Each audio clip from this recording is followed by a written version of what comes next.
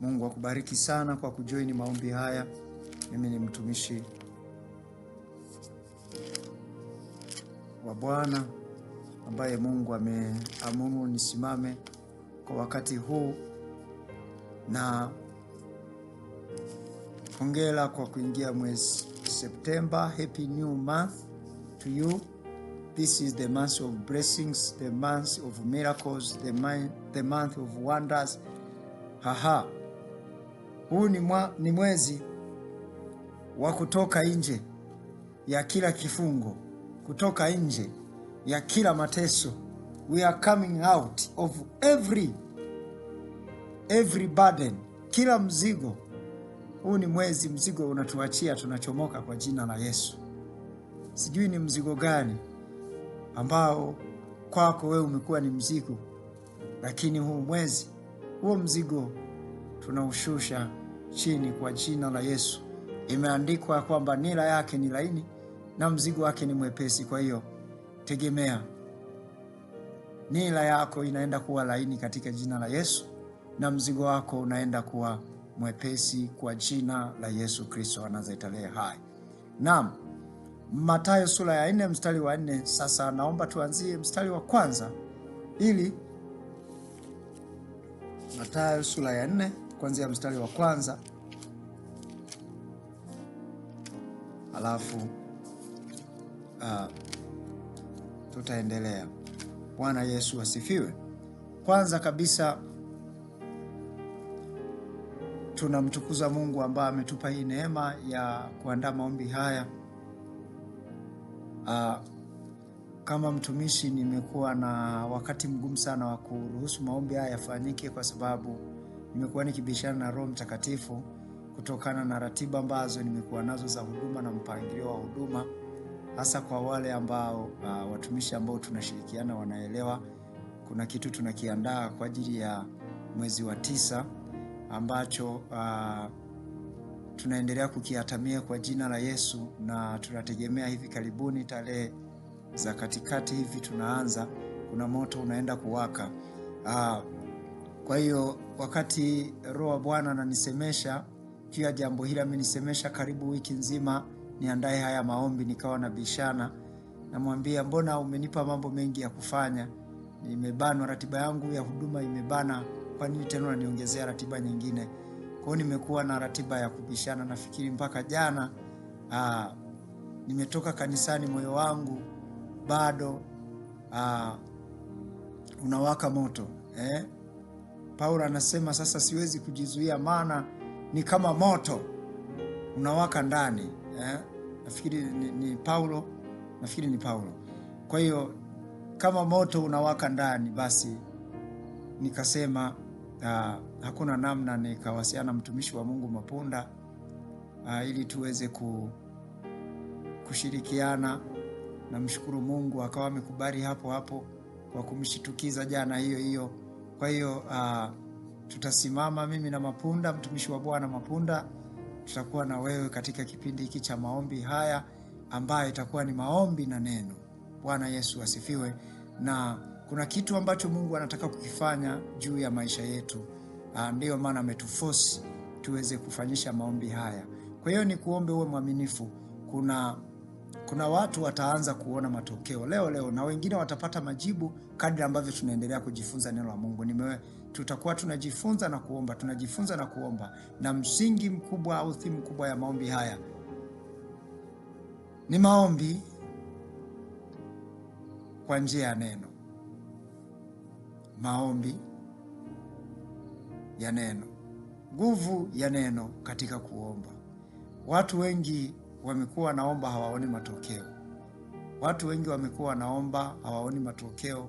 Na wakati mwingine hawajui kwa nini hawaoni matokeo, hawaelewi shida ni nini, lakini wanafunga. Na uwezo wa kufunga hata siku 3 kavu, ana uwezo wa kufunga siku 7, siku 21, 40, katembea kwenye maombi, lakini haoni matokeo.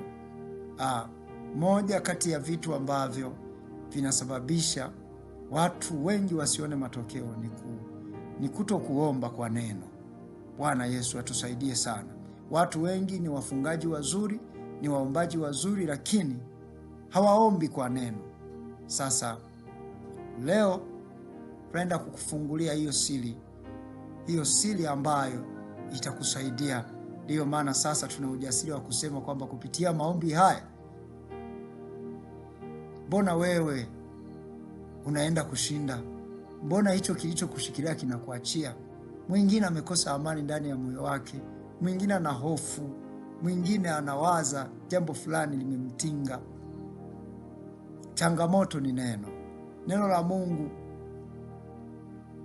likiwa kidogo linasababisha vitu vingine viwe vikubwa kwenye maisha ya mtu. Kwa hiyo tutaenda kuona nguvu ya neno katika maombi, the power of the word in prayer. Kwa hiyo na hiyo nguvu tutaiona sio kwa kusema, tutaiona katika manifestation, kwa sababu tukisema tu nguvu halafu ikawa ni ya kusema, nguvu huwa haisemwi. Nguvu huwa inathibitika kwamba na nguvu ukuta ninauvunja. Kwa ukuta unavunjika, mtu anaamini kweli huyu mtu ana nguvu. Kwa nguvu ninayoizungumzia tutaifundisha, lakini Bwana ataiachilia iweze kumanifesti kwenye maisha ya mtu. Ataiachilia iweze kumanifesti kwenye maisha yetu ili mtu apate kuamini. Bwana Yesu asifiwe. Ishara zilifanyika. Biblia inasema kwamba kwa ishara ambazo Yesu alizifanya watu walipata kuamini. Kwa hiyo hakuna namna ambayo Mungu anaweza kufanya ishara, kwa sababu ishara ndizo zinazowafanya watu wengi waamini. Kuna watu hata baadhi ya watu, asilimia kubwa, waliokoka baada ya kuona Mungu amefanya ishara fulani kwenye maisha yao. Wengine walikuwa ni wagonjwa, Mungu amewaponya. Wengine walikuwa na shida fulani, Mungu ameondoa ile shida, wakaamini kupitia ishara. Na hata wengine yamkini wananisikiliza kwa sababu kuna maombi ambayo tuliwahi kuyafanya, akaona ishara ya jambo fulani, akaamini, kweli huyu ni mtumishi wa Mungu. Kwa hiyo ishara haziwezi zikaacha kutufuata, na Yesu alisema ishara hizi zitafuatana nao hawa waaminio. Kwa hiyo ishara ni haki yako. Bwana Yesu asifiwe. Sasa nipo kwenye utangulizi wa neno.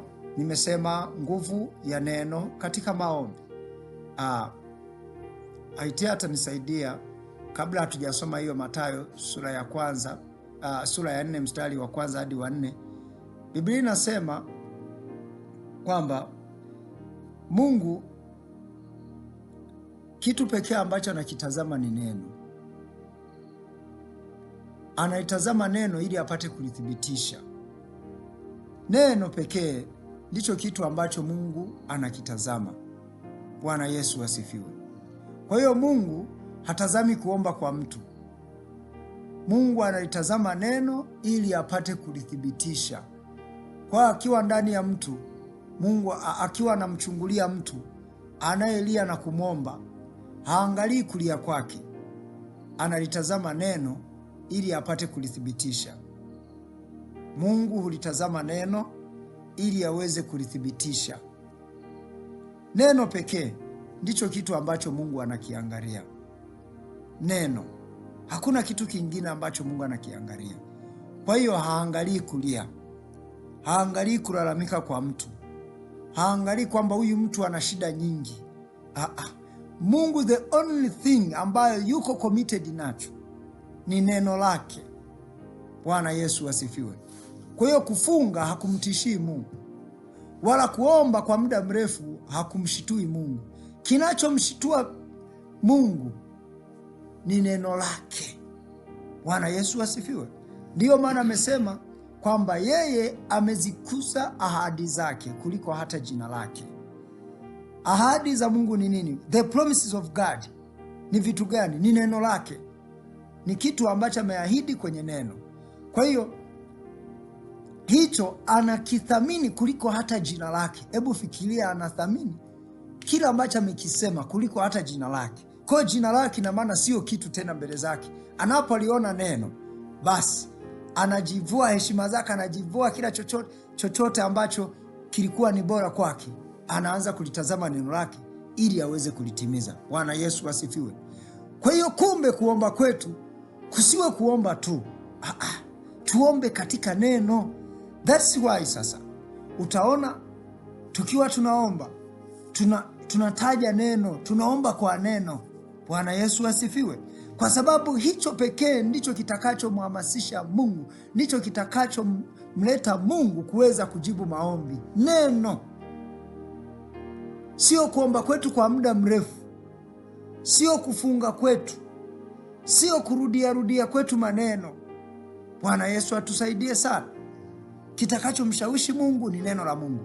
Sasa ona hiki kitu ambacho Yesu anakisema kwenye Mathayo sura ya 4 mstari wa kwanza. Anasema kisha Yesu alipandishwa na Roho nyikani ili ajaribiwe na Ibilisi. Huyu ni Yesu mwenyewe. Biblia inasema alipandishwa na Roho nyikani. Huyu ni Roho wa Bwana, Roho Mtakatifu, ili ajaribiwe na Ibilisi. Kumbe Mungu mwenyewe anaweza katupeleka kwenye eneo la kujaribiwa. Anaweza katupeleka kwenye eneo la kujaribiwa. Mwingine inawezekana Mungu akampeleka kwenye mahusiano ya kujaribiwa. Mwingine inawezekana akapelekwa kwenye biashara ya kujaribiwa. Mwingine kazini, bosi wake ikawa ni kipimo cha Mungu kumjaribu. Kwa kila mmoja kwa sehemu yake, tunaona kabisa kwamba Yesu alipandishwa na Roho nyikani ili ajaribiwe. Biblia ya Kiingereza inasema Jesus led up of the Spirit. Kwa ina maana Roho wa Bwana alimwongoza kwenda kujaribiwa, alimdirect, alimpeleka kujaribiwa, alimlead kuingia kwenye majaribu. Kwa kuna wakati kumbe Roho wa Mungu anaweza kutupeleka ye mwenyewe kwenye majaribu. Bwana Yesu asifiwe. Kwa sababu majaribu yana umuhimu wake. Sasa leo sitaelezea ishu za majaribu kwa sababu sio msingi wangu. Sasa mstari wa pili anasema akafunga siku 40 mchana na usiku, mwisho akaona njaa. Biblia inasema alifunga. Haya maombi yalikuwa ni ya kufunga kabisa, hamna kula wala kunywa. Amefunga chakula na vinywaji, hali chochote ndani ya siku 40. Biblia inasema akaona njaa, na alipoona njaa, ona Biblia inachokisema, mjaribu sasa akamjia akamwambia, ukiwa ndiwe mwana wa Mungu, amuru kwamba mawe haya yawe mikate. Kwa nini anamwambia hivyo? Kwa sababu ameona ana njaa. Biblia inasema baada ya njaa kumjia, ndipo sasa akamwambia, ukiwa wewe ndiwe mwana wa Mungu, amuru kwamba mawe haya yawe mikate. Kwa nini yawe mikate? Ili ale. Kwa sababu si ana njaa, na yeye anasema ni mwana wa Mungu, na anaelewa kama mwana wa Mungu anaweza kaamuru chochote kikawa.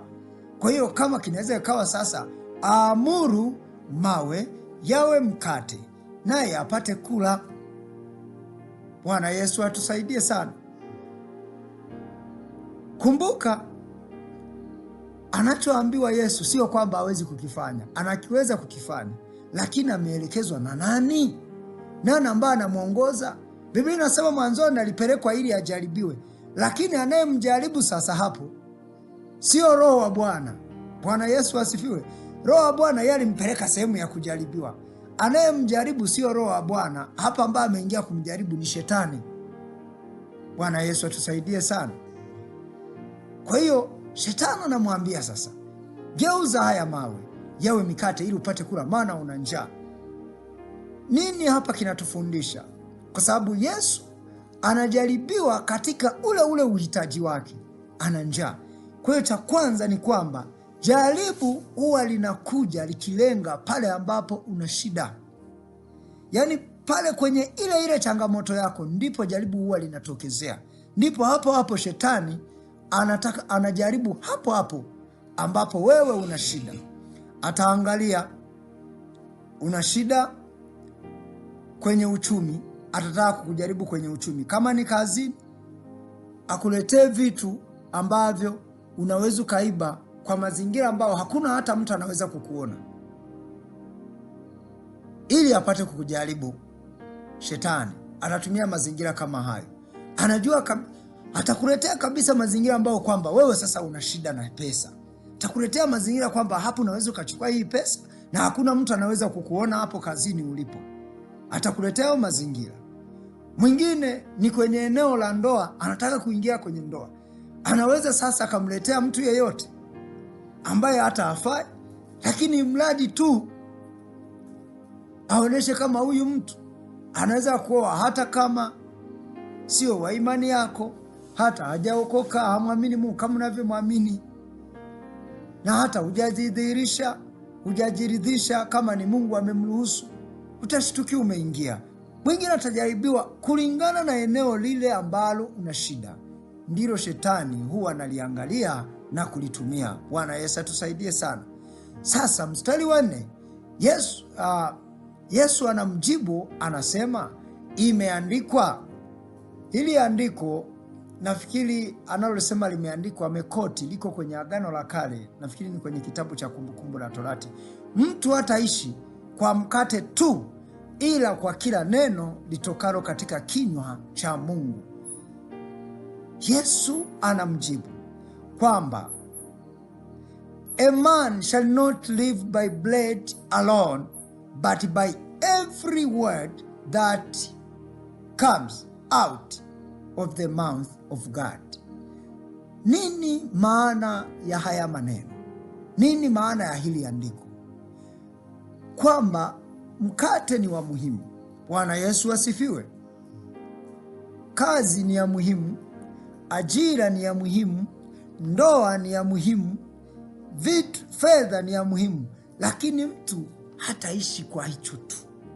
Hicho tu hakitoshi kumfanya mtu aishi, isipokuwa kwa kila neno linalotoka kwenye kinywa cha Mungu. Kwa hiyo kumbe chochote pasipo neno, it is nothing, sio kitu.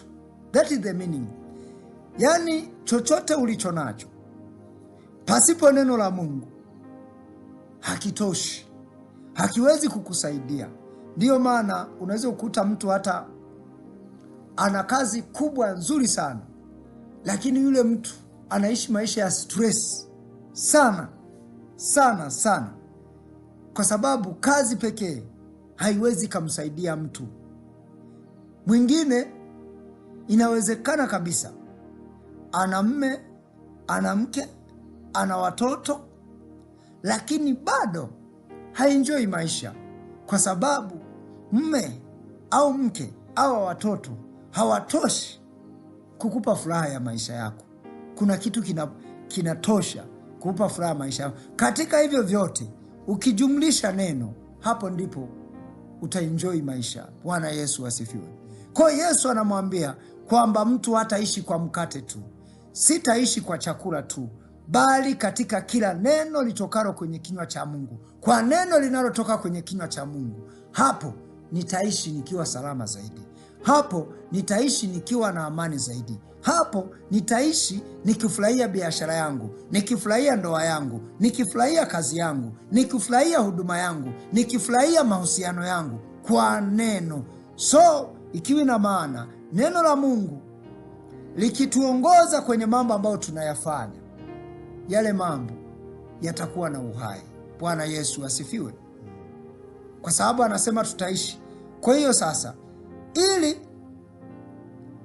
biashara zetu ziishi, chochote kile tunataka kiishi, tunahitaji neno la Mungu. Kwa sababu neno la Mungu kwenye kitabu cha Waebrania linasema li hai, tena lina nguvu. Kwa neno la Mungu ni uhai. Kwa pale pasipo na uhai, neno la Mungu linaendelea kuachilia nini? Uhai. Kwa unataka ndoa yake endelee kuwa na uhai, uhai wa furaha, uhai wa amani, uhai wa kufanikiwa na kustawi, unahitaji neno la Mungu uweze kulijumlisha. Sasa nimesema kwamba ni nguvu ya maombi katika neno. Utanielewa tu. Naelekea kuconclude, kumalizia, ili tuweze kuomba kwa leo. Kesho tutaendelea pale ambapo tutakuwa tumeishia. Sasa tumeona Yesu anasema kwamba mtu hataishi kwa mkate tu, bali kwa kila neno linalotoka kwenye kinywa cha Mungu. So ikimaanisha mkate ni wa muhimu, lakini mkate pekee hautamfanya mtu kuishi. Ili mtu aishi, atahitaji mkate, atahitaji neno. Mkate ni nini? Mkate inawezekana ni kazi. Mtu atahitaji kazi, lakini atahitaji neno pia. Mkate ni nini? Mkate inawezekana kabisa ni ndoa. Mtu atahitaji ndoa, lakini atahitaji neno. Mkate ni nini? Mkate inawezekana ni mahusiano yako. Unahitaji kuwa na mahusiano, lakini mahusiano bila neno la Mungu, bila maelekezo ya neno, hayatoshi. Hayo mahusiano yatakupeleka kwenye shida, yatakupeleka kusalitiwa, yatakupeleka kwenye kuachwa, yatakupeleka kwenye kuumizwa. Biashara bila kujumlisha neno la Mungu, maelekezo ya neno la Mungu namna ya kufanya hiyo biashara, iko siku tu utapata hasara, utafilisika, utarudi kuanza upya. That's why watu wengi wamekuwa wakiporomoka kwenye vitu vyao. Kwa nini? Wamefanya vitu vyao, wamedili na mkate tu, hakuna neno, kwa hakuna kuishi kwa kile kitu ambacho mtu amekianza. Mahusiano yanaweza yakaanza, lakini kama hayajaanza na neno la Mungu, hayajaanza na msingi wa neno la Mungu, hayajaanza na maelekezo ya neno la Mungu, hayo mahusiano hayatakuwa na matunda, hayataleta matokeo ambayo ni chanya.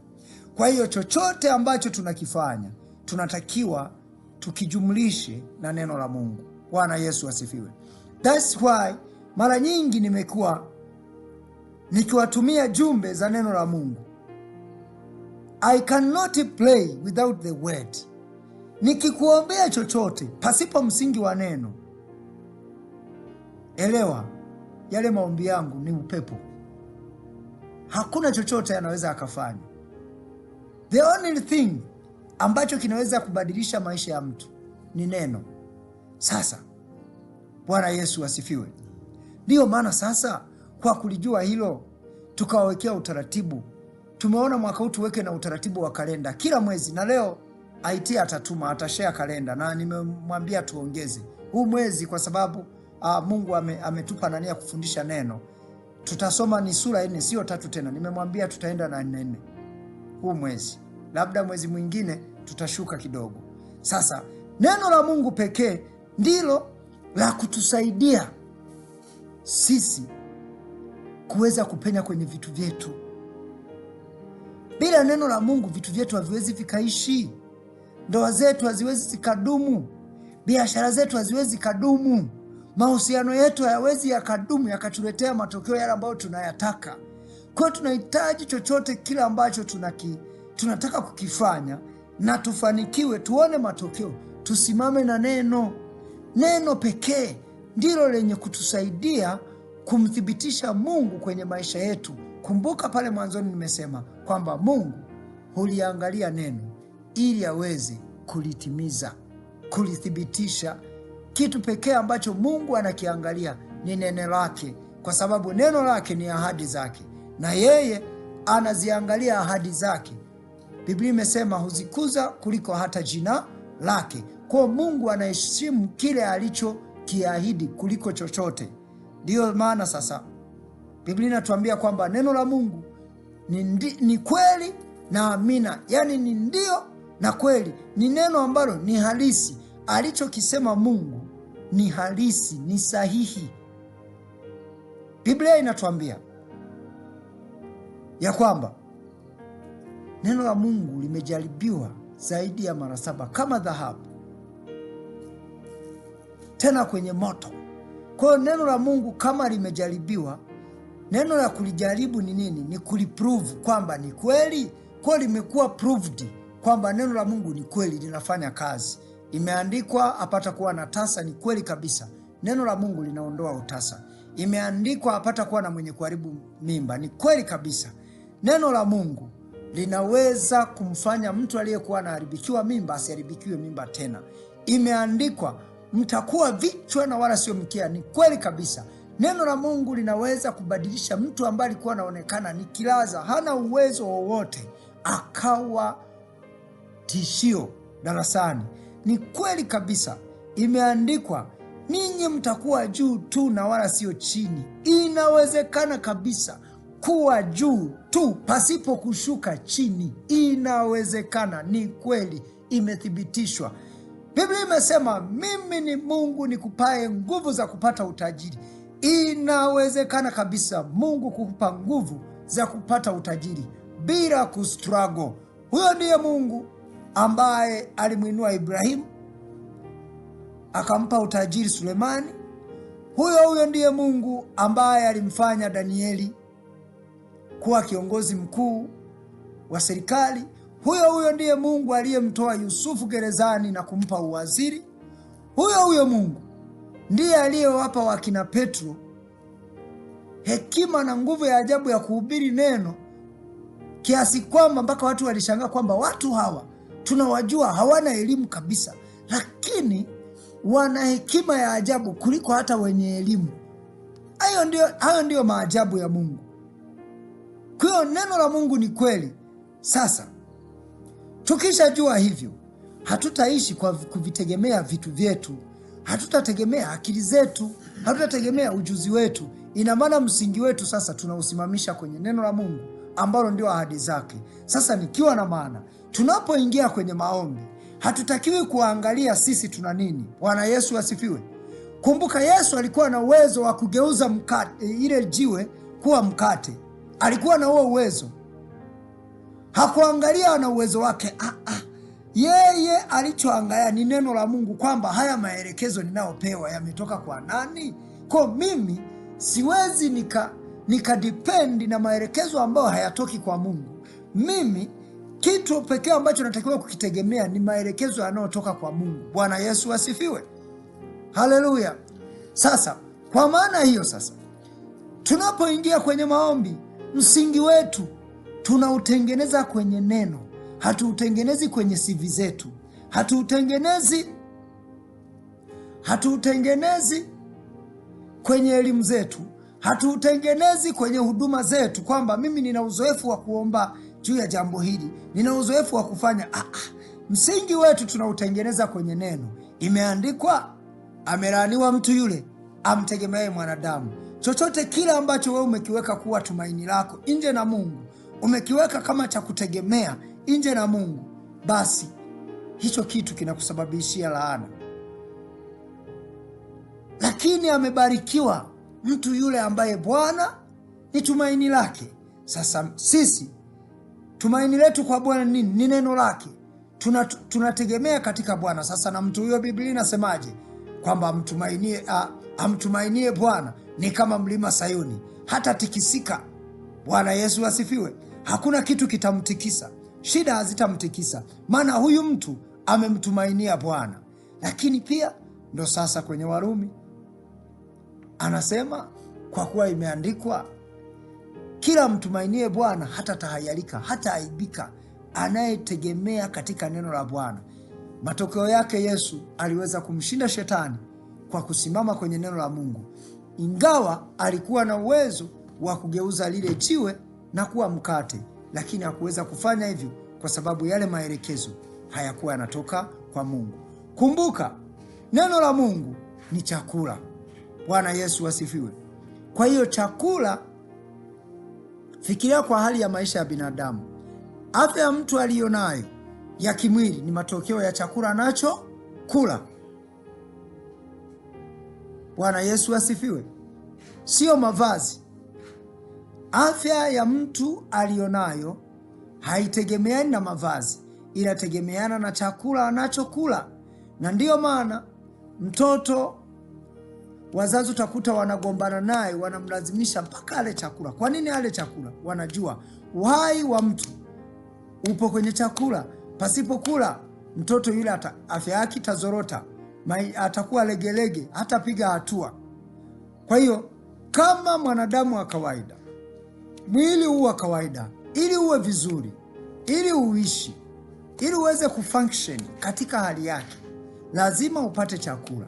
Sasa na sisi kama watu ambao tumemwamini Mungu, neno la Mungu, Biblia inasema ndiye chakula chetu. Kwa hiyo mtu wa rohoni anaishi kwa neno.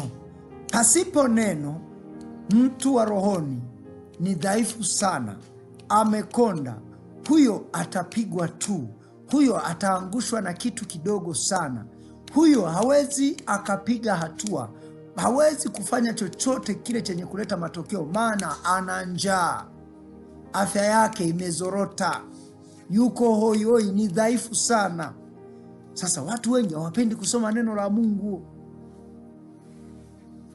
hawapendi. Wao wanadhani mifungo inatosha. Mwana wa Mungu, nataka nikupe siri. Kinachotangulia kabla ya kufunga, kabla ya kuomba ni neno. If you don't have the word, don't pray. Kama hauna neno, usihangaike kuomba. Hangaika kutafuta neno. Huwezi ukafanya kazi kama hujala.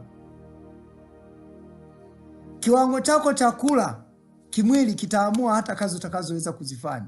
Kiwango chako unachokula, anachokula mtoto, kitaamua makuzi ya mtoto huyo yaweje. Wazazi mnakuwa mnanielewa, hasa wanawake, kwamba mtoto kadiri ambavyo anakula na chakula ni kizuri kwa kiasi gani, ndicho kinachoamua makuzi ya mtoto. Kama mtoto hali vizuri, lazima atadumaa. Kama mtoto hali vizuri, lazima ataumwa. Kama mtoto hali vizuri, atachelewa kutembea, atachelewa kukua. Unaweza ukakuta katoto kana miaka 2 bado kamekaa tu, hakawezi hata kutambaa. Miaka 2 mitatu, hata kutambaa hakawezi. Shida nini? Chakula. Kwa hiyo ndivyo alivyo Mkristo ambaye hali chakula, eti anaingia kwenye maombi, eti anaingia kwenye kufunga na kuomba, hawezi akatambaa. Na zaidi ya yote atazidi kupigwa, kwa sababu ataomba pasipo maarifa ya neno la Mungu. Ndio maana sasa kwenye Hosea sura ya 4 mstari wa 6 anasema, watu wangu wanaangamizwa kukosa maarifa. Maarifa ni hilo neno. Kama usipokuwa na maarifa ya neno la Mungu, maombi hayatakusaidia kitu. Kwa hiyo msingi wa kuomba kwetu inatakiwa tuujenge kwenye neno. Bwana Yesu asifiwe. Tuujenge kwenye neno, tusiombe tu. Unataka kuomba kwa ajili ya ndoa, una mistari mingapi ya neno la Mungu inayozungumzia ndoa, ambaye Mungu ameiahidi kuhusu ndoa? Bwana Yesu asifiwe. Kwa sababu Mungu ataangalia neno. Sasa hakikisha chochote kile ambacho unataka kukiombea, cha kwanza kabisa, kabla hujaingia kukiombea, kufunga na kuomba, tafuta neno ambalo linahusiana na kitu hicho. Na that's why kuna baadhi ya watu nimekuwa nikiwaelewa kabisa, na nitafuta mtumishi, samahani, mimi nataka kuombea jambo hili, ila nakosa mstari wa kusimamia. Naelewa kwamba okay, huyu mtu anajua kitu anachotaka kukiombea, anaelewa kwamba msingi wa maombi ni neno. Kwa nitajitahidi, nitatafuta mistari ya kutosha, nitampa. Tena nikiona nitamchanganya, nitajitahidi hata kumfafanulia kwamba nao ingia kwenye maombi. Hayo maombi lazima atamletea matokeo, kwa sababu amesimama na neno la Mungu. Mungu atakachokiangalia ni neno pekee, hakuna kingine. Hata angalia mfungo, ni kweli imeandikwa namna hii, haitoki isipokuwa kwa kufunga na kuomba. Lakini huko kufunga na kuomba kunakoelezewa ni kwenye neno. Kama umefunga na kuomba hauna neno, hata ungefunga siku ngapi hautoboi. Hamjawahi kuona watu wanafunga mifungo mirefu sana, lakini maisha yao yako vile vile? Wanafunga sana, lakini bado vitu vyao viko vile vile. Asilimia kubwa ya hao watu ukiwachunguza hawana neno, hawana neno, ila wao wanajua kufunga na kuomba. Kwa hiyo lazima tujenge msingi wetu wa neno. Chochote unachotaka kukiombea, tafuta mistari 2 mitatu ya kusimamia. Simama na hiyo mistari. Bwana Yesu asifiwe. Ukishapata mistari ya kusimama nayo, nenda mbele za Bwana, utaona namna ambavyo Mungu atakushangaza. Haleluya. Sasa hivi hatutaomba tu, tutaomba kwa kuliangalia neno. Na nimeanza, ni wiki 2 tunatembea kwenye neno. Tutaanza kukufundisha kadri tunavyozidi kwenda namna ya kulitamka neno la Mungu kwenye maombi. Mnaweza mkaona mara nyingi tukiwa tunaomba, na hata ukiwasikiliza watumishi wengine wakiwa wanaomba, utashangaa namna ambavyo wanaflow. Anaweza asisemi imeandikwa, lakini akalitaja neno kwenye kuomba kwake. Anaweza asitaje kitabu, lakini akalitaja neno. Bwana Yesu asifiwe. Akalitaja neno. Bwana Yesu asifiwe. Kwa mfano Biblia inasema Kaini na Habili wakati wanatoa sadaka, kilichowatofautisha Kaini na Habili nini? Biblia inasema Habili alitoa sadaka iliyo njema naye akapata kibali. Kwa hiyo na mimi kwa sababu ninatoa sadaka, kwa mfano niko naombea sadaka yangu, ninasema Bwana, Habili alikutolea sadaka na alipokutolea sadaka akapata kibali, mpaka ukamwambia Kaini, kama ungefanya vema na wewe usingepata kibali. Kwa hiyo na mimi ninapokutolea sadaka hii, Bwana, ninaomba nipate kibali kule kazini. Bosi wangu hanipendi, nini na hiki hakiendi vizuri. Sadaka hii Bwana, naomba kaniletee kibali. Yaani hilo tu, umekoti tu hako kadogo, hako kamstari kamoja, umekoti tu Habili kwamba alitoa akapata kibali. Kwa na mimi kwa kutoa hii sadaka naomba kibali kije kwenye eneo fulani, kibali cha kupata mme, kibali cha kupata mke, kibali kule kazini kwangu, kibali kwenye eneo la biashara yangu, kibali kwenye eneo la huduma yangu. Hilo tu neno moja ambalo umelisimamia, maneno yako yatakuwa na nguvu kuliko mtu ambaye amefunga siku 3 alafu hana mstari hata mmoja wa kusimamia. Bwana Yesu atusaidie sana. Sasa nafikiri utakuwa unaanza kunielewa. Unaomba una ugonjwa fulani, Mungu anachokiangalia ni neno. Unampeleka kwenye Isaya, nafikiri ni 54 sura ya 5, anasema kwa maana alijeruhiwa kwa ajili yetu, kwa kupigwa kwake sisi tumepona. Sasa aliyachukua masikitiko yetu yote. Kwa hiyo Bwana, nakataa maisha ya masikitiko, nakataa maisha ya mateso, nakataa. Imeandikwa yeye alijeruhiwa kwa ajili yetu. Bwana Yesu asifiwe. Imeandikwa yeye alipigwa kwa ajili yetu. Kama sio 54 itakuwa ni 56 nafikiri Isaya.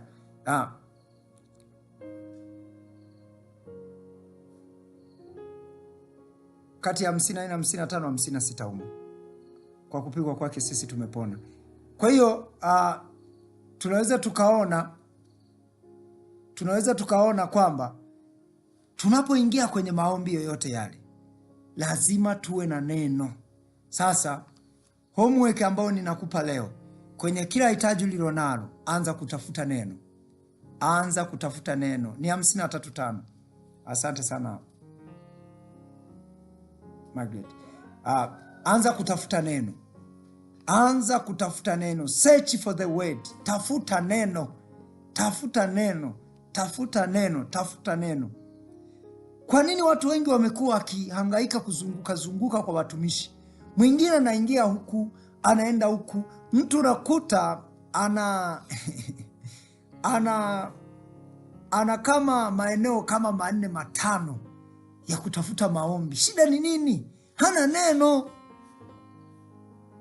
Na hata Mungu anakosa, nipitishe wapi?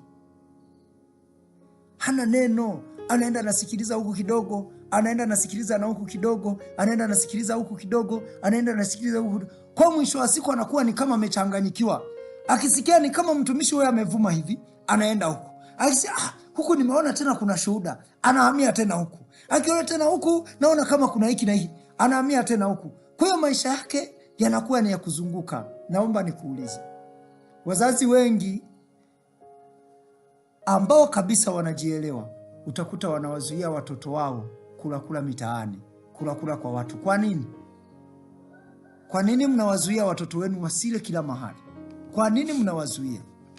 Kwa sababu mnajua kule wanakokula, moja, wanaweza hata kupewa sumu.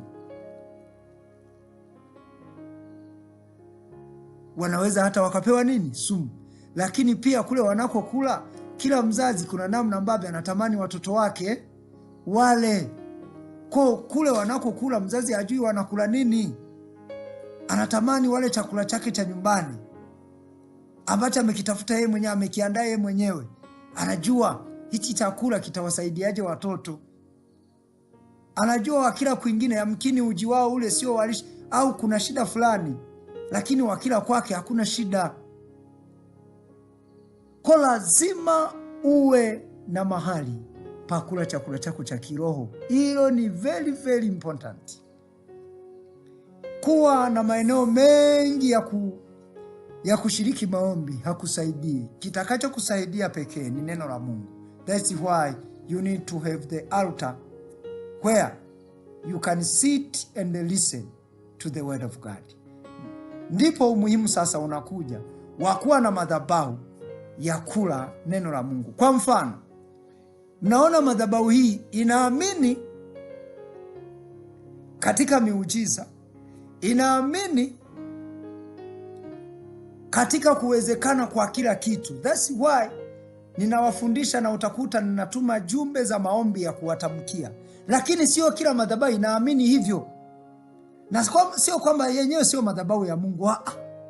Yenyewe inaelewa kwamba ili watu wafanikiwe they have to struggle a lot. Lakini sisi hatuamini katika kustruggle. Bwana Yesu asifiwe. Kwa unaona hivi vyakula viwili ukivila vitakuchanganya. Utashindwa kupokea huku, utashindwa kupokea na kule. Maana huku unafundishwa wewe utakiwi kustruggle sana. Mimi ndicho ninachokufundisha. Kwamba Mungu ni Mungu ambaye anaweza akafanya mlango pasipo na mlango kabisa. Huku unafundishwa lazima uhaswe kwanza. Lazima uteseke kwanza. Watakupiga injili ya kuteseka kwanza. Mimi nitakufundisha injili ambayo uhitaji kuteseka, unahitaji kuamini, halafu vitu vikatokea. Kwa utajikuta huko katikati unachanganyikiwa. Bwana Yesu tusaidie sana. That's why you need to have. Kwa hiyo kama unasikiliza sehemu nyingine, inatakiwa iwe na compliment na sosi yako ya chakula. Bwana Yesu asifiwe. Kwamba sisi nyumbani kwetu tunakulaga vyakula vyote, ila sisi hatulagi nyoka. Kwa huku nikikuta nyoka, ni kweli wao wanakula na wanaishi, ila mimi sitakula. Huku nyumbani kwetu sisi tunakula vyote na tunakunywa vinywaji vyote, ila hatunywagi pombe. Kwa hata nikienda kula kwa jirani ni sawa, lakini nikikuta kuna pombe, mimi pombe sitatumia, maana pombe situmiagi. Kwa hiyo ina maana hata ukitoka kusikiliza kwingine, utaangalia ile madhabahu ambayo ikikufundisha unaona ni kama yule baba yako wa kiroho anavyokufundisha. Unaona hata huku kwenye madhabahu wanaendana na kile hawajatoka. Hapo sikiliza mwanangu, hapo kaa. Ukiona kuna tofauti, achana napo hapo. Bwana Yesu asifiwe. Niko nawafundisha namna ya kupokea. Niko nawafundisha namna, nimesema msingi wa maombi ni neno. Pasipo neno hauwezi ukapokea chochote. Sasa nipo na kuelekeza namna ambavyo unaweza ukawa unapokea neno. Bwana Yesu asifiwe. Kwa lazima uwe na chanzo muhimu cha kupokea neno.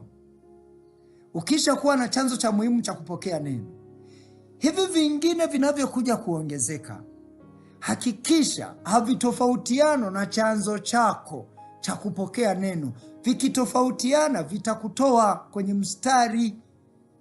Bwana Yesu asifiwe. Watumishi wa Mungu sasa hivi ni wengi. Kwa lazima uangalie kwamba mimi yani madhabahu yangu hasa kabisa ambao nategemea mimi kwamba hapa ndo nyumbani ni madhabahu hii, either maybe control room au kanisa lako fulani. Kwa hakikisha mtumishi mwingine unayemsikiliza ana align message zake, ziena align na hiyo sehemu yako ambayo unakuwa unapataga chakula. Bwana Yesu asifiwe. Haleluya. Nje na hapo utachanganyikiwa. Utakaa ni mtu wa kuzunguka huku na huku, halafu upige hatua. Na ndicho kinasababisha watu wengi wanayumba. Nimekuwa mara nyingi nikiumiaga sana. Utashangaa mtu namfundisha hivi na hivi, mnaenda vizuri, anamwona Mungu. Baada ya muda ni kama kaupepo fulani kanapita, anatoka na unagundua kabisa ametoka. Hata ukimtafuta wakati huo yuko busy, unaelewa kabisa huyu mtu sasa hivi ameshatoka, kuna sehemu yuko anapata chakula. Atakutana na dude fulani hivi linamsumbua, baadaye ataanza kurudi anakutafuta. Bwana Yesu asifiwe. Unaanza upya, kuanza kung'oa yale mafundisho ambayo yalikuwa yamepandwa ndani yake, unaanza kupandikiza tena upya. Bwana Yesu atusaidie sana. Kwa hiyo neno la Mungu ndiyo msingi wa maombi. Don't go to pray without a word. Ninarudia tena, usiingie kwenye maombi yoyote, whether ni ya kufunga ama siyo ya kufunga, pasipo neno la Mungu. Tafuta kwanza neno la Mungu, ingia kwenye kuomba. Bwana Yesu asifiwe. Mmenielewa? Mmenielewa wana wa Mungu?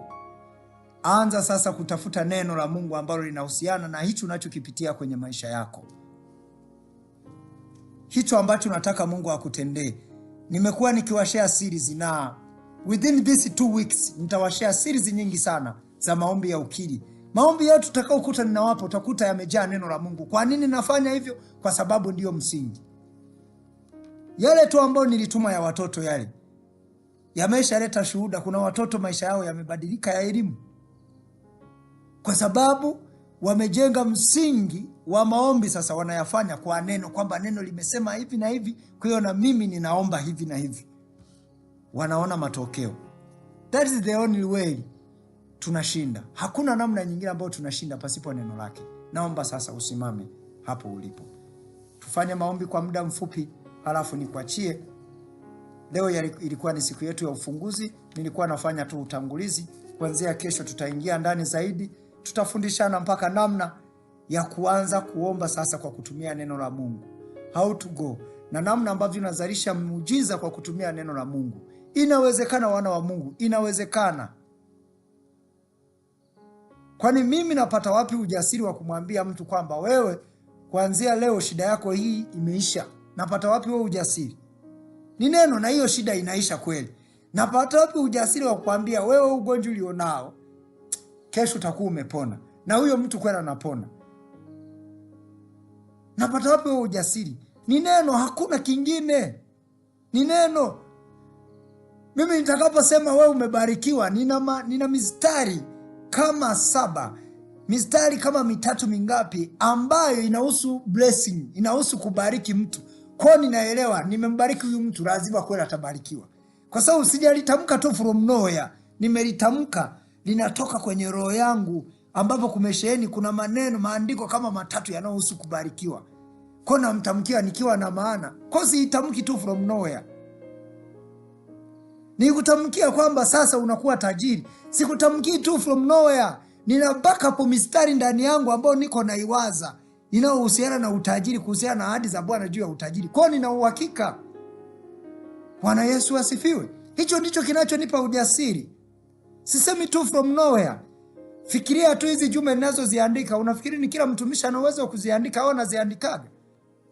Hakuna. Kwa nini? Tunatofautiana doctrine. Namna ambavyo tunaelewa neno la Mungu na kuliamini ni tofauti. Lakini haimaanishi huyu mwingine sio watumishi wa Mungu. Hapana. Sasa kila mmoja hupokea kulingana na kiwango chake cha kuamini. Haleluya. Na kuamini kunatokana nini? Kusikia neno la Mungu. Kwa hapa tunapojifunza neno la Mungu kwenye maombi, ujue tunakufundisha na kuamini. Ukishaamini ni nyepesi. Yote yawezekana kwake yeye aaminie. Hakuna kinachoshindikana kwenye kuamini. Kuamini kunatoka kwenye nini? Kwenye neno. Umesikiliza neno, sasa unaamini na mambo yanawezekana. Umeshasimama sasa. Thank you Jesus. Thank you Lord. Asante Bwana. Sema Bwana Yesu. Bwana Yesu. Asante kwa neno lako. Neno lako ni taa na mwangaza wa njia zangu. Asante kwa neno lako, limenifumbua macho. Bwana, ninaomba unirehemu. Nimelisikia neno lako, limeingia ndani ya moyo wangu.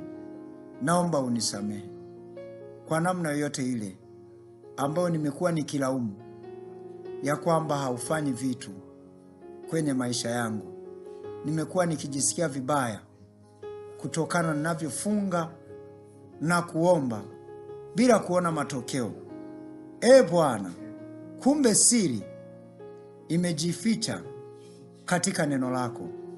Wewe ni Mungu unayelitazama neno lako tu ili uweze kulitimiza. hautazami mfungo wala maombi au chochote, ila neno lako katika kuomba, ila neno lako katika kufunga, ila neno lako katika jambo lolote. Bwana, nami nimeamini katika neno lako. Ninaomba sasa unisamehe, unirehemu na kunisafisha msingi wowote niliokuwa nimeujenga nje ya neno lako, nje ya neno lako, iwe ni kwenye biashara yangu, iwe ni kwenye kazi yangu, iwe ni kwenye mahusiano yangu, iwe ni kwenye ndoa yangu. Chochote kile ambacho nimekijenga ama kukiwekeza nje ya neno lako, naomba unisamehe, naomba unisamehe. Ninaanza upya leo katika jina la Yesu. Ninaanza upya leo katika jina la Yesu. Ninaanza upya leo katika jina la Yesu. Imeandikwa, neno lako li hai tena lina nguvu, ni kali kuliko upanga wote ukatao kuwili. Baba, kwa neno lako, Baba, kwa neno lako, uhai uingie kwenye kila cha kwangu kilichokuwa kimekufa, kwa jina la Yesu, kwa jina la Yesu. Uhai wako uingie na kuhuisha chochote kile kilichokuwa kimelala kwenye maisha yangu, kwa jina la Yesu. Mahusiano yangu yahuishwe, ndoa yangu ihuishwe, uchumi wangu uhuishwe, elimu yangu ihuishwe, uzao wangu uhuishwe kwa jina la Yesu. Biashara yangu ihuishwe, ihuishwe, kazi yangu ihuishwe kwa jina la Yesu. Vyanzo vyangu vya mapato vihuishwe kwa jina la Yesu. Afya yangu ihuishwe, watoto wangu wahuishwe, mwenza wangu ahuishwe kwa jina la Yesu, kwa jina la Yesu, kwa jina la Yesu, kwa jina la Yesu. Bwana, neno lako linasema hatutaishi kwa mkate tu, japo kuwa ni wa muhimu, lakini ukiwa peke yake hauwezi kutufanya tukaishi vizuri, tukafurahia maisha yetu, isipokuwa kwa kila neno linalotoka kwako. Bwana, kuanzia sasa, kuanzia sasa, kila cha kwangu, kila cha kwangu, kila cha kwangu, nakirisha neno lako, nakirisha neno lako. Ndoa yangu nailisha neno lako, afya yangu nailisha neno lako, watoto wangu nawalisha neno lako, biashara yangu nailisha neno lako, kazi yangu nailisha neno lako, neno lako. Baba, mipango yangu yote ninailisha neno lako kwa jina la Yesu. Ipate kuishi sasa, ipate kuishi sasa kwa jina la Yesu, kwa jina la Yesu, kwa jina la Yesu, kwa jina la Yesu, kwa jina la Yesu, kwa jina la Yesu, kwa jina la Yesu, kwa jina la Yesu, kwa jina la Yesu, kwa jina la Yesu, kwa jina la Yesu, kwa jina la Yesu, kwa jina la Yesu, kwa jina la Yesu. Neno la Bwana, ingilia kati kwenye kila cha kwangu, ingilia kati kwenye kila cha kwangu, ingilia kati kwenye kila cha kwangu. Imeandikwa, kila pando lisilotoka kwako litang'olewa. Baba, pando lolote lililopandwa ndani yangu, lililopandwa ndani yangu lisilotoka kwako, Baba, ling'olewe, ling'olewe kwa neno lako, ling'olewe kwa neno lako, ling'olewe. Pando la umaskini ling'olewe, ling'olewe. Pando la kukataliwa ling'olewe. Pando la hofu na mashaka ling'olewe, ling'olewe. Pando la madeni ling'olewe, ling'olewe, ling'olewe. Pando la kushindwa ling'olewe kwa jina la Yesu, kwa jina la Yesu. Kila pando la adui kwenye biashara yangu ling'olewe, kwenye mahusiano yangu ling'olewe. Hebu ng'oa kila pando, ng'oa, ng'oa, ng'oa, ng'oa. Mwambie Bwana, ikiwa kuna pando lolote kwenye hii hali ninayoipitia, lisilotokana na neno lako. Baba, leo ninaruhusu kwa neno lako ambalo nimelipokea leo, ling'olewe chochote kile ambacho nimekijenga Baba nje ya neno lako. Baba, natamka Baba, king'olewe. Nakubali kuanza upya, ikiwa ni mahusiano, nakubali kuanza upya. Haiwezekani kila siku niko pale pale, kila siku hali iko vile vile, mara tunapanga na kupangua, nila ninapofanya nafanya na kuanza upya. Baba, leo naamuru chochote kile nilichokianzisha nje na neno lako Baba, ninakubali kwa nguvu ya neno lako Baba, kiondolewe. Nataka nijenge msingi kwenye neno lako, maana msingi ambao umejengwa na neno lako huwa hautaharibika, huwa hautatikisika. Mahusiano nitakayoyajenga kwenye neno lako, hayo hayatakufanyika kuwa uchungu kwangu, kwa jina la Yesu. Chochote kile ambacho nimekijenga nje ya neno lako, iwe ni biashara Baba, ninaruhusu wewe, ondoa chochote ambacho sijakijenga kwenye neno lako Baba, ondoa. Nataka nianze upya, nataka nianze na wewe uingilie kati, maana ninaamini ya kwamba wewe Bwana waweza mambo yote.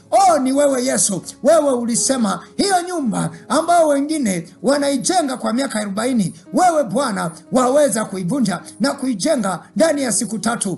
Bwana, haijalishi nimekuwa na mahusiano kwa muda gani, lakini ikiwa haya mahusiano hayatokani na wewe Baba, natamka yavunjike tu Baba, ninatamka yavunjike tu. Nina uhakika wewe waweza kunipa Baba mahusiano mapya, Mfalme wa falme. Hata kabla hatujamaliza haya maombi, inawezekana kabisa. Ni wewe uliyesema ya kwamba wewe waweza kuijenga nyumba ndani ya siku 3, ambayo wengine ni miaka 40, wewe waweza kuijenga ndani ya siku 3. Baba, ninaamini hata mahusiano yangu waweza Bwana kunipa mahusiano mengine mapya, hata kabla ya maombi haya kuisha. Waweza kunipa Bwana mchumba wa kunifaa, ambaye hata nitesa, ambaye hata nifanya nilie, ambaye hata nifanya ni moyo wangu ugue na kuumia. Wewe waweza kunipa mume wa kunifaa, waweza kunipa wa kunioa, waweza kunipa ambaye hata kuwa tapeli, hata kuwa mharibifu, hata kuwa wa kunihuzunisha, hata kuwa wa kuniibia, hata kuwa wa kunizalilisha. Baba, inawezekana hata kama ni biashara kama ninayoifanya haitokani na wewe Baba, ninaruhusu hiyo biashara Baba kuiacha. Ninaruhusu Bwana Baba, ninaruhusu hiyo biashara iharibike. Unifungulie biashara ya kunifaa, Baba. Chochote kile ambacho hakitokani na wewe kwenye maisha yangu, ninaruhusu kiondoe Bwana. Chochote kile kisichotokana na wewe Baba, kisichotokana na neno lako Baba, kiondoe, maana hakitaweza kuishi na kunizalia matunda na kuniletea matokeo yale ninayoyataka. Inawezekana hata marafiki zangu, saiko inayonizunguka haitokani na wewe. Ndio maana marafiki zangu wamefanyika Bwana, wamefanyika kuwa uchungu kwangu. Mara zote ninapokutana nao wamenipa uchungu, hawajanipa kuvuka, hawajanitia moyo, hawajanipa kicheko wala furaha. Wamefanyika uchungu kwangu. Ikiwa kuna rafiki yoyote ambaye ninahusiana naye Baba atokani na wewe, ninaamuru leo atoke, ninaamuru leo ang'oke kwenye maisha yangu. Awe ni rafiki yangu wa kike ama ni wa kiume, iwe ni kazini ama ni nyumbani, iwe ni kanisani au wapi, kokote kule niliko na saiko isiyotoka kwako, hiyo saiko ivunjike, saiko isiyotoka kwako, saiko ya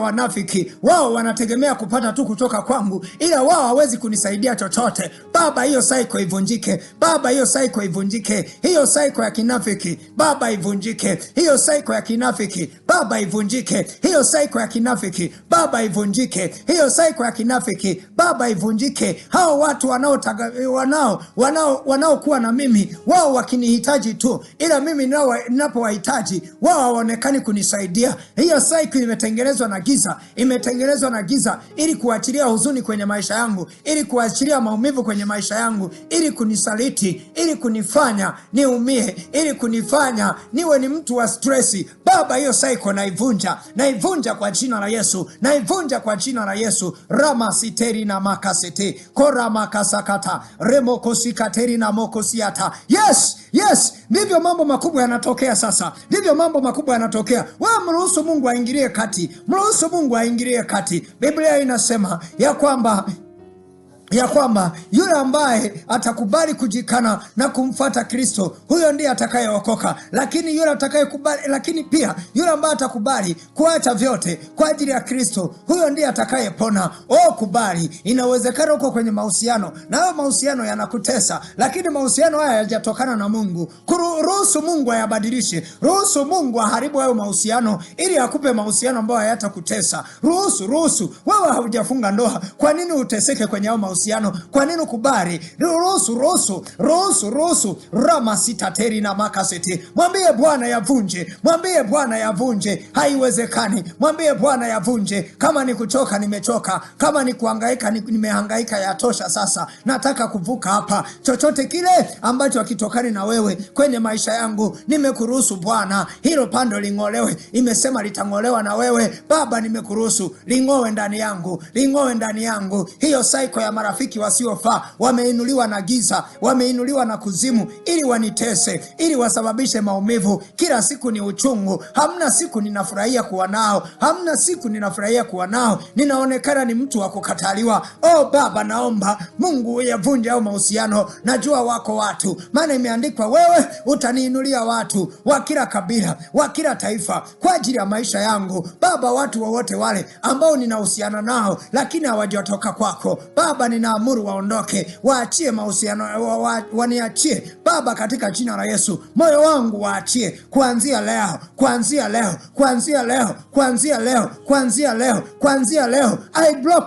I block them. Ninawabloko kwa jina la Yesu. Watu waliokuja ambao nahusiana nao ambao hawajatokana na wewe Bwana, ninawabloko kwa jina la Yesu. Mahusiano yoyote yasiyotokana na wewe Baba, leo ninayabloko.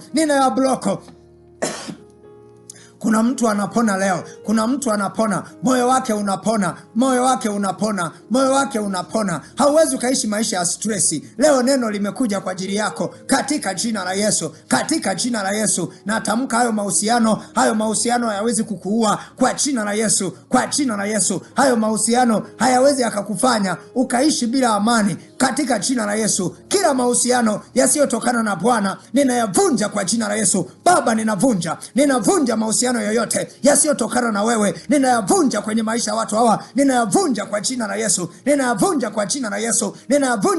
Yesu. Hawa watu wakuwachelewesha kuingia kwenye ndoa, wakuwachelewesha Bwana kupiga hatua kwenye biashara, kupiga hatua kule kazini. Hawa watu ndio wanawachongea kwa mabosi zao. Hawa watu ndio wanawachongea kazini, ndio wanawachongea hata kwa waume zao, wanawachongea hata kwa wake zao.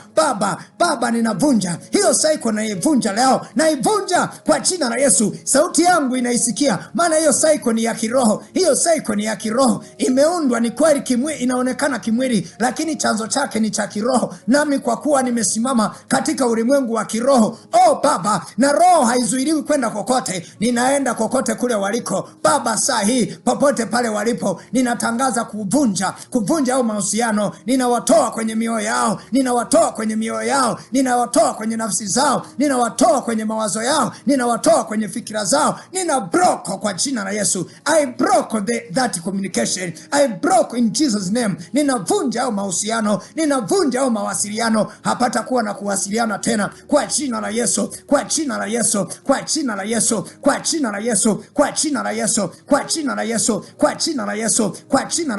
Mioyo naihuisha kwa jina la Yesu. Nauisha mioyo ya walioumizwa kwa jina la Yesu. Nauisha mioyo ya walioumizwa kwa damu ya Yesu. Ninaiganga hiyo mioyo. Huo moyo wa huyu mwanamke, huyo moyo wa huyo binti, huyo moyo wa huyu kijana, ninauganga katika jina la Yesu. Huo moyo wa huyu baba, ninauganga katika jina la Yesu. Natamka hata umizwa tena.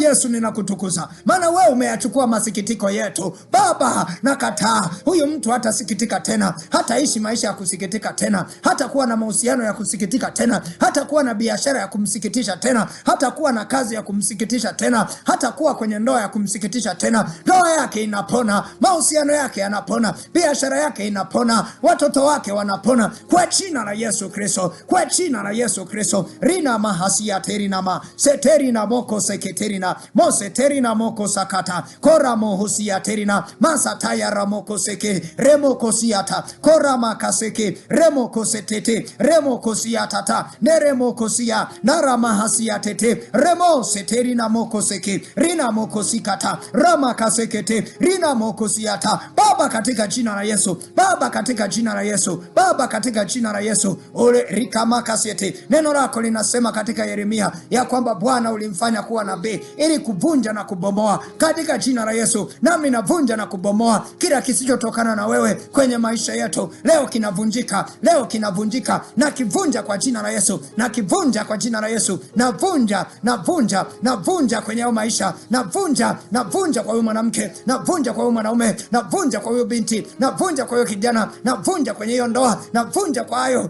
rika maseteri na moko siata. Navunja, navunja leo kwa jina la Yesu, navunja leo kwa damu ya Yesu. Kuanzia sasa Bwana Baba umesema nitavunja na kujenga, nami natangaza kujenga mahusiano mapya, natangaza kujenga Baba, natangaza kujenga watu wanaofaa, ndio wawajie kwenye maisha yao, ndio watujie kwenye maisha yetu kwa jina la Yesu. Watu wanafiki leo tunawaamuru wanaondoka, wanatujia watu sahihi, watu wa kutufaa katika biashara zetu, watu wa kutufaa kwenye hatima zetu, watu wa kutufaa katika kazi zetu, watu wa kutufaa katika biashara zetu, watu wa kuwafaa na watoto wetu kule kazini, watu wa kuwafaa na wenza wetu kule kazini, watu wa kuwafaa na ndugu zetu kwa jina la Yesu, kwa jina la Yesu. Hapana majuto tena, hapana kuonewa tena, hapana kunyanyaswa tena, hapana usaliti tena, hapana kuumizwa tena kwa jina la Yesu Kristo wa Nazareti aliye hai. Baba tunakushukuru kwa kuwa sasa furaha yako inaanza kuwa timilifu kwenye maisha yetu, furaha yako inaanza kuwa timilifu kwenye ndoa zetu, furaha yako inaanza kuwa timilifu kwenye mahusiano yetu, kwenye biashara zetu, kwenye kazi zetu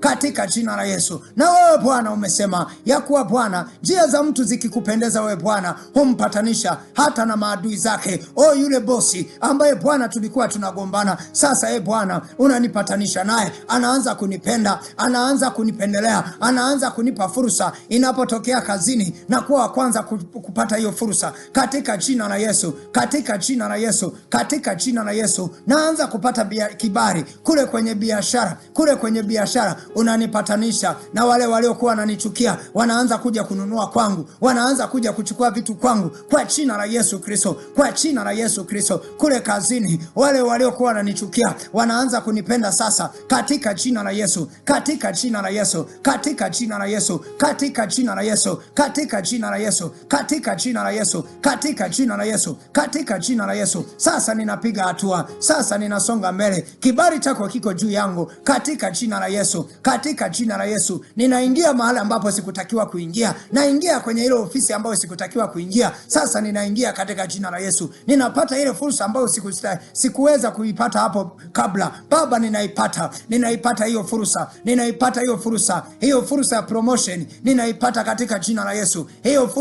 Hiyo fursa kwenye biashara ninaipata katika jina la Yesu. Ninapanua miradi yangu ya kiuchumi, ninapanua miradi yangu ya kibiashara, ninapanua Bwana, ninapanua wigo wangu wa huduma katika jina la Yesu. Mamia ya watu wananifuata, maelfu ya watu wananifuata na wanapata msaada katika jina la Yesu, katika jina la Yesu. Kila ninachokitamka kinakuwa, kila ninachokitamka kinatendeka kwenye maisha ya watu. Oh Baba, katika jina la Yesu ninakutukuza Bwana, kama ilivyokuwa kwa Samueli ya kwamba kila alilolisema Baba lilitendeka, nami kila ninalolisema ninakutukuza Bwana kwa kuwa linatendeka. Nasema ndoa ya mtu huyo inaenda kuwa hai, inaenda kuwa salama. Natamka mahusiano ya mtu huyo yanauishwa na kufanya upya. Baba, naingia kwenye mahusiano ambayo hatamliza, natamka inatendeka ndani ya hizi siku 14. Muujiza unatokea, muujiza unatokea, muujiza unatokea, muujiza unatokea, muujiza unatokea. Ndio huduma ya watu inainuliwa, huduma za watu zinainuliwa katika jina la Yesu. Vipawa na karama vinaanza kuthibitika kwenye maisha ya watumishi wako wako wamekuwa kilia kwa muda mrefu kwa ajili ya manifestation ya nguvu zako na uweza wako inaanza kutokea, miujiza inaanza kutokea. Wanaweka mikono juu ya wagonjwa, wagonjwa wanapata afya, ishara zinaambatana nao katika jina la Yesu. Viwete wanatembea, viziwi wanasikia, vipofu wanaona kwa jina la Yesu. Waliofungwa wanafunguliwa, mateka wanatangaziwa uhuru wao katika jina la Yesu. Wafu wanafufuliwa kwa jina la Yesu. Baba nakutukuza kwa kuwa sasa wanakanyaga inge na nyoka, wala hakuna kitu cha kuwadhuru, hata wakinywa kitu cha kufisha hakitawadhuru kabisa katika jina la Yesu Kristo. Hakuna uchawi utakaosimama juu ya kazi zao, juu ya biashara zao, juu ya ndoa zao kwa jina la Yesu. Hapana usaliti utakaoonekana katika ndoa zao kwa jina la Yesu Kristo. Hawatasalitiwa katika mahusiano yao, hakuna kusalitiwa kwenye ndoa zao, hakuna kusalitiwa kwa jina la Yesu. Roho ya usaliti leo naifunga kwa jina la Yesu, kwa jina la Yesu, kwa jina la Yesu, kwa jina la Yesu. Baba, kama yule mtumishi wako Hosea alivyoweka miiba, Bwana, kumzuilia mke wake Bwana asitoke nje ya ndoa, nasi Bwana tunaipanda miiba mbele ya wenza wetu, mbele ya wake zetu, mbele ya waume zetu. Tunaipanda miiba, tunaipanda miiba mbele zao, tunaipanda miiba mbele zao. Hawataweza kutoka nje ya ndoa zetu, hawataweza kutusaliti, hawataweza kutusaliti kwa jina la Yesu. Hiyo miiba ya kiroho tunaipanda mbele yao, wakitaka kutoka miiba inawachoma, miiba inawazuia wasitoke nje ya ndoa, wasitoke nje ya ndoa. Ora masitete remoko sakata rina moko siata kora makasikaterina masataya ramoko site rina moko siata. Hata kama watasafiri wenza wetu, wataenda mbali na sisi, hawataweza kutusaliti, maana miiba tumeipanda mbele yao. Kila wanapotaka kutoka wanakutana na miiba, wakitaka kutoka wanakutana na hiyo miiba. Hiyo miiba ya kiroho inawazuia, maana inachoma na inachoma. Baba, katika jina la Yesu, hakuna kusalitiwa tena, hakuna kuumizwa tena kwa jina la Yesu, kwa jina la Yesu, kwa jina la Yesu. Na Bwana tunakutukuza kwa kuwa wewe wachukia watu wanaoachana. Baba, tunakutukuza kwa kuwa ndoa zetu Bwana ni ndoa za kudumu, hakuna atakayeweza kutuacha sisi. Ndoa zetu zitakuwa za kudumu na ndoa zetu zitajawa na furaha, ndoa zetu zitakuwa na furaha iliyo timilifu katika jina la Yesu. Hatutaishi kwenye ndoa za kuvumiliana, bali tutaishi kwenye ndoa tunazofurahiana katika jina la Yesu. Hatutaishi kwenye ndoa Baba za kustruggle,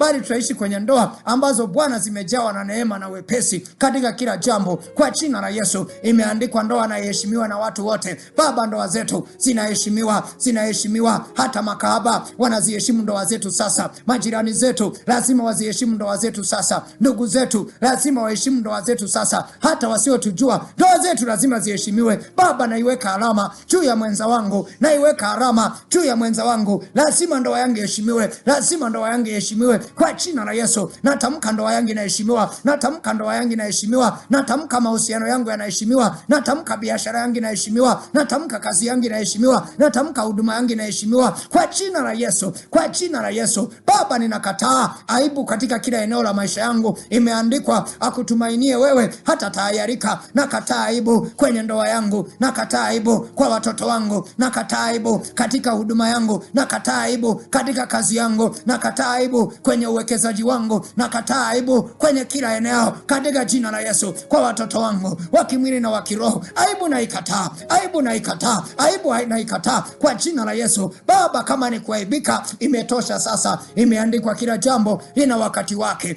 Baba, nakushukuru kwa kuwa neno hili umelileta kwa wakati, na tena ukasema ya kwamba hatutaishi kwa mkate tu, bali kwa neno lako.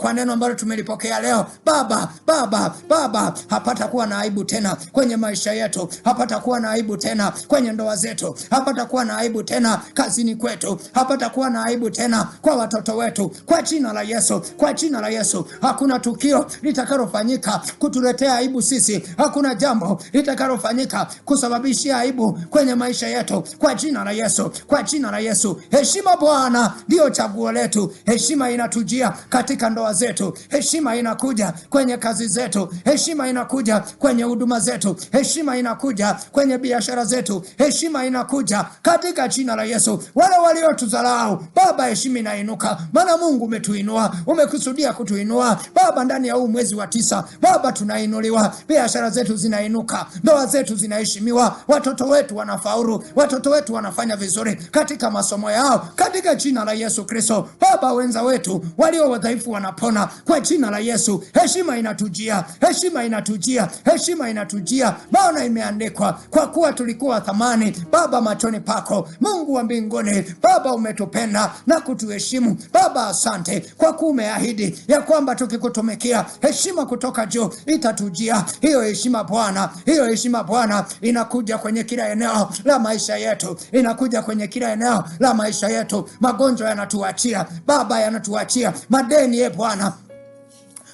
Baba, tunayalipa na kuyamaliza kwa jina la Yesu, kwa jina la Yesu, kwa jina la Yesu, kwa jina la Yesu, kwa jina la Yesu, kwa jina la Yesu, kwa jina la Yesu. Heshima inakuja, inakuja na mtaji wa biashara. Heshima inakuja, inakuja Bwana, inakuja Bwana, inakuja na mke wangu, inakuja na mume wangu, inakuja Bwana. Heshima inakuja, inakuja Bwana, inakuja na kazi mpya, inakuja na promotion. Heshima yangu inakuja, heshima yetu inakuja, heshima inakuja, heshima inakuja, inakuja Bwana kunipa mtoto. Mimi niliyekuwa sina mtoto, inakuja kunipa mtoto. Heshima inakuja, heshima inakuja. Mimi Bwana ambaye nilikuwa sina kazi, heshima inakuja na kazi. Rina maseterina sikataya ramoko seke remozi ya tatatata korama kasikaterina masete. Heshima inakuja, heshima inakuja, heshima inakuja, heshima inakuja na mwenza wako, heshima inakuja na mwenza wako, heshima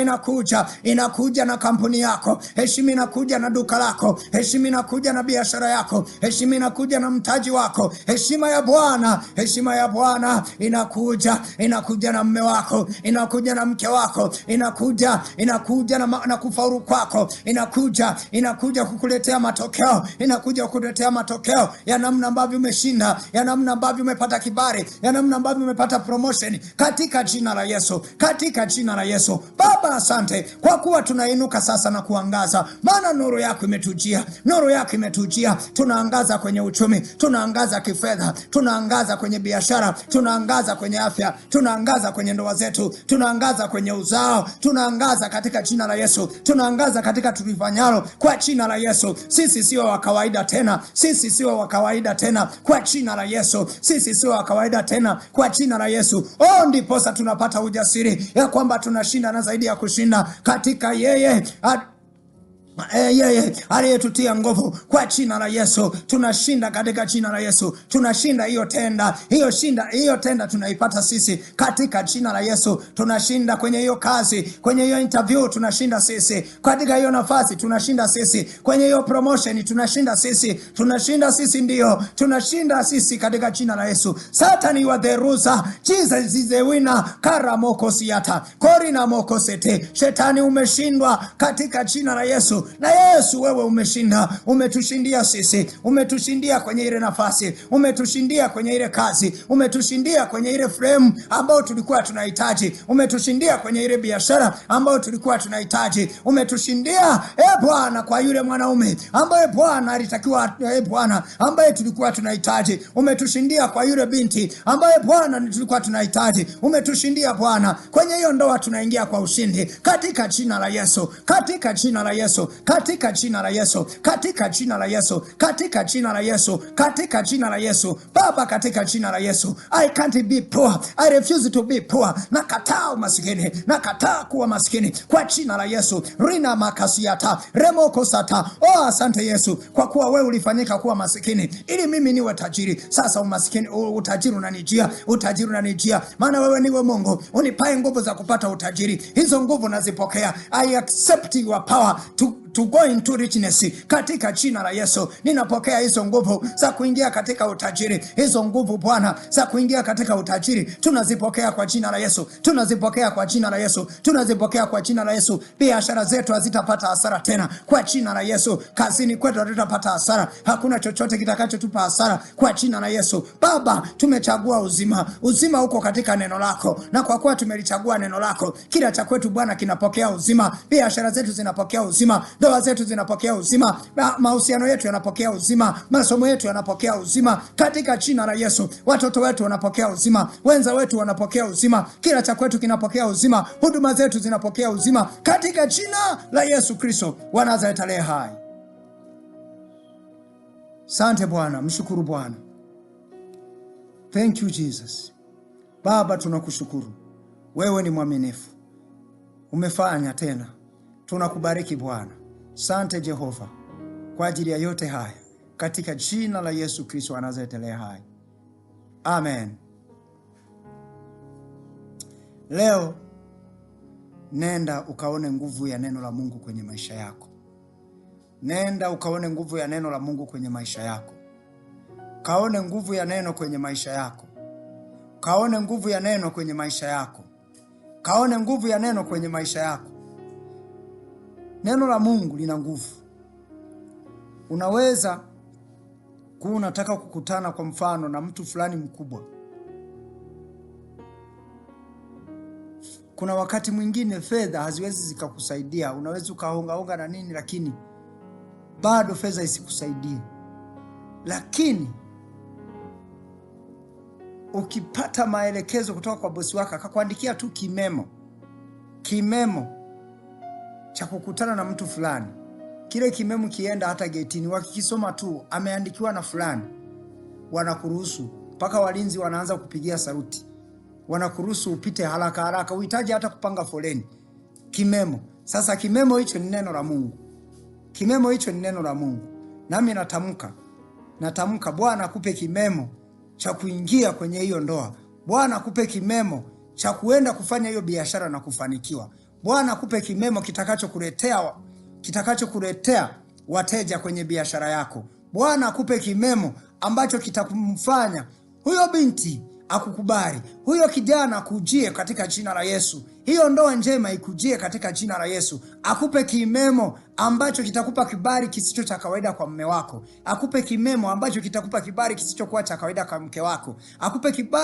Akupe kimemo Bwana ambacho kitakupa kibali kwenye hao masomo. Kitakupa kibali kwa hao watu waliokuwa na kuchukulia poa, hawatakuchukulia poa tena katika jina la Yesu. Neema ya Bwana hii juu yako sasa katika jina la Yesu. Leo unafanikiwa kwa jina la Yesu.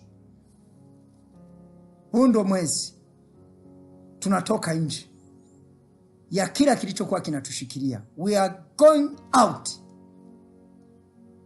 ya chochote. Haijalishi ni ugonjwa, haijalishi ni jambo gani. We are getting out. Wewe liamini neno la Bwana na uishi katika hilo. Bwana akubarikie na kukulinda. Bwana kuangazie nuru za uso wake na kukufadhili. Bwana kuangazie nuru za uso wake na kukupa amani. Umebarikiwa katika jina la Mungu Baba, Mwana na Roho Mtakatifu. Tuseme neema. Neema ya Bwana wetu Yesu Kristo na upendo wa Mungu Baba na ushirika wa Roho Mtakatifu ukae nasi sote sasa na hata milele. Amen. Tuseme hakika wema na fadhili za Bwana zitanifuata siku zote za maisha yangu, nami nitakaa nyumbani mwa Bwana milele. Amen. Mungu akubariki. Uwe na siku njema. Love you all. Amen.